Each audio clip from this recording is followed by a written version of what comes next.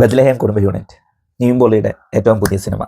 അപ്പം ഓണത്തിന് ഖലീഫയ്ക്ക് ക്ലാഷായിട്ട് വന്ന നിവിൻ പോളിയുടെ സിനിമ. അപ്പോൾ ഈ സിനിമയെ പറ്റി ഒറ്റ വാക്കി പറയുവാണെങ്കിൽ അതിഗംഭീരം, അതിമനോഹരം എന്ന് നമുക്ക് പറയാൻ പറ്റത്തുള്ളൂ. കാരണം ഒന്ന്, നിവിൻ പോളി പുള്ളിയുടെ ആ ഒരു റൊമാൻറ്റിക് കോമഡി എന്നുള്ള ഒരു സേഫ് സോണിലേക്ക് നിന്ന് കഥ പറയുന്ന ഒരു സിനിമ. അതാണ് അതിൻ്റെ ഏറ്റവും വലിയ പോസിറ്റീവ്. രണ്ടാമത്തെ, നമുക്കറിയാം ഇപ്പോൾ സൗത്ത് ഇന്ത്യ മൊത്തം ട്രെൻഡിങ് ആയിട്ട് നിൽക്കുന്ന നായിക മമിത ബൈജു. അപ്പോൾ ഇവർ രണ്ടുപേരുടെ കൂടെ കോമ്പിനേഷൻ കേൾക്കുമ്പോൾ തന്നെ നമുക്ക് ആ ഒരു പോസ്റ്ററിൽ നിന്നൊക്കെ തന്നെ നമുക്കത് മനസ്സിലാക്കാൻ പറ്റും നല്ലൊരു ഫീൽ ഗുഡ് റൊമാൻറ്റിക് കോമഡി സിനിമയായിരിക്കും എന്നുള്ളത്. അപ്പം അതേ ഒരു ജോണറിനോട്, ആ ഒരു ജോണറിനോട് 100% നീതി പുലർത്തുന്ന ഒരു സിനിമ. അപ്പം ഈ ഒരു സിനിമയുടെ ഫുൾ ക്രെഡിറ്റ് അല്ലെങ്കിൽ ഫുൾ പോസിറ്റീവ് നമുക്ക് പറയാൻ പറ്റുന്ന ഒരാളെന്ന് പറയുന്നത് ഈ സിനിമയുടെ ഡയറക്ടർ ഗിരീഷ് ഷെഡി. അതായത് ലാസ്റ്റ് വന്ന പുള്ളിയുടെ സിനിമ പ്രേമലു, അല്ലെങ്കിൽ അത് കഴിഞ്ഞ് അയം കാതലൻ, ഇതൊക്കെ എടുത്ത ഒരു പുള്ളിയുടെ ഒരു ക്രാഫ്റ്റ്മാൻഷിപ്പിൻ്റെ ഒരു തെളിവാണ് നമുക്കിപ്പോൾ കാണാൻ പറ്റുന്ന ഈ സിനിമ ബത്ലഹേം കുടുംബ യൂണിറ്റ്. അപ്പം ഈ സിനിമയെ പറ്റി പറയുവാണെങ്കിൽ ആദ്യം മുതൽ അവസാനം വരെ നന്നായിട്ട് ചിരിച്ച് എൻജോയ് ചെയ്ത് ഫുള്ള് ഫാമിലി ആയിട്ട് കാണാൻ പറ്റുന്ന ഒരു സിനിമ. അപ്പം ഇതിനെ മെയിനായിട്ട് രണ്ടായിട്ട് നമുക്ക് ഡിവൈഡ് ചെയ്യുന്ന പോലെ ഫസ്റ്റ് ഹാഫ്, സെക്കൻഡ് ഹാഫ്.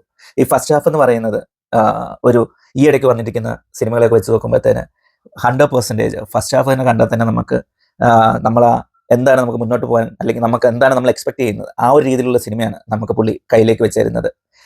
നമ്മുടെ ബോയ് ടു നെക്സ്റ്റ് ഡോർ എന്ന് പറയുന്ന പോലെ നിവിൻ പോളി പുള്ളിയുടെ ഓരോ ചിരിയും ഓരോ മൂമെൻറ്റും വരെ ആഘോഷമാക്കുന്ന ഓഡിയൻസിനെയാണ് നമുക്ക് തിയേറ്ററിൽ കാണാൻ പറ്റുന്നത്. അപ്പം അമ്മാതിരി പക്ക ഒരു നാച്ചുറലായിട്ടൊരു നിവിൻ പോളിയെ നമുക്ക് മുന്നിൽ എടുത്തു വച്ചേക്കുന്ന പോലെയാണ് ഈ ഒരു സിനിമ കണ്ടു കഴിയുമ്പോൾ നമുക്ക് ഫീൽ ചെയ്യുന്നത്.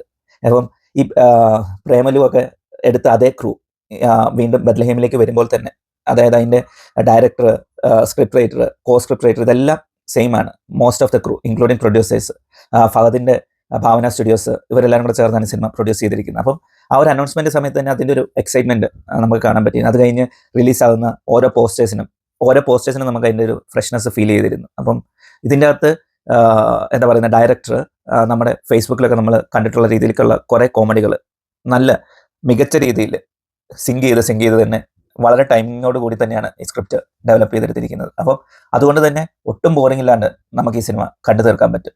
പിന്നെ ഞാൻ പറഞ്ഞ പോലെ ഫസ്റ്റ് ഹാഫാണ് ഇതിൻ്റെ മെയിൻ ഹൈലൈറ്റ്. സെക്കൻഡ് ഹാഫിലേക്ക് വരുമ്പോൾ അവിടെ ഇവിടെ കുറച്ച് ഫ്ലോസ് ഉണ്ടെങ്കിൽ പോലും ഈ ഗിരീഷ് ഷെഡി ക്രിയേറ്റ് ചെയ്ത് വെച്ചേക്കുന്ന ഒരു ഓവറോൾ മാജിക്കിനെ ഒട്ടും ഇമ്പാക്ട് ചെയ്യാണ്ട് തന്നെയാണ് ഈ സിനിമ മുന്നോട്ട് പോകുന്നത്.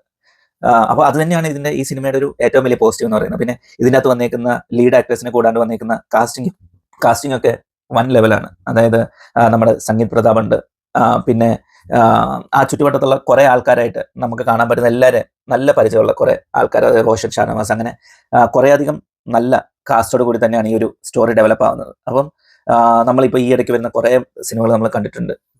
എന്താ പറയുന്ന നായകനെ മാത്രം സെൻട്രിക്കായിട്ട് നായകൻ്റെ ഫാമിലിയെ പറ്റി അല്ലെങ്കിൽ നായികയുടെ ഫാമിലിയെ പറ്റി വലിയ വിവരമില്ലാത്ത രീതിയിലുള്ള ഒരു സിനിമ. അവരവിടെ ഇവിടെ പോയി എന്തൊക്കെയോ രീതിയിലുള്ള സിനിമകൾ കയറി വരുന്നു. അപ്പം അങ്ങനെ കണ്ടുമടുത്തിരിക്കുന്ന ഒരു പ്രേക്ഷകർക്ക് നല്ല ഫ്രഷ്നെസ്സോട് കൂടി നമ്മുടെ സിറ്റിയും നാട്ടിൻപുറം എല്ലാം കൂടെ ഒരേ ഫ്രെയിമിലേക്ക് കൊണ്ടുവരുന്ന രീതിയിലുള്ള ഒരു മികച്ചൊരു അനുഭവം. അപ്പം എന്തായാലും ഓണത്തിന് നിങ്ങൾ കുറച്ച് ടൈം സ്പെൻഡ് ചെയ്യാൻ ആലോചിക്കുന്നുണ്ടെങ്കിൽ ഉറപ്പായിട്ട് നിങ്ങൾക്ക് വീട്ടിലുള്ള എല്ലാവരെയും കൂട്ടി ധൈര്യമായിട്ട് ടിക്കറ്റ് എടുക്കാൻ പറ്റുന്ന ഒരു സിനിമയാണ് ബത്ലഹേം കുടുംബ യൂണിറ്റ്.